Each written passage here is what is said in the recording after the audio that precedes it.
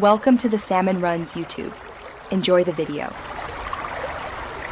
You will not be guided to bypass protections. Instead, learn how copy protections work and why they exist. Start by identifying whether the game uses online activation, license keys, or hardware checks because remedies differ.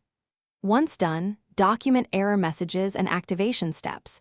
That helps when contacting support.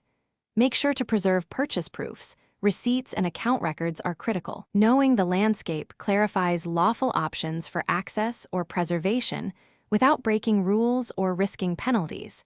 And that's the approach you should take. You should pursue official channels to regain access.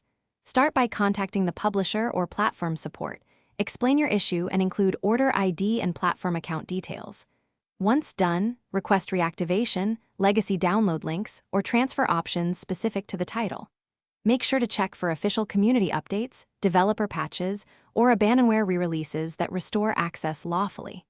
This path preserves your rights, avoids legal exposure, and often resolves problems more reliably than attempting unsupported workarounds. You'll finish by documenting every step and escalating if needed. If initial support fails, escalate with evidence, timestamps, screenshots, and correspondence. Once done, evaluate options such as refund requests, authorized license transfers, or lawful repurchase when preservation isn't possible. Make sure to back up official installers and store receipts securely to prevent future loss. If problems persist, consult consumer protection channels.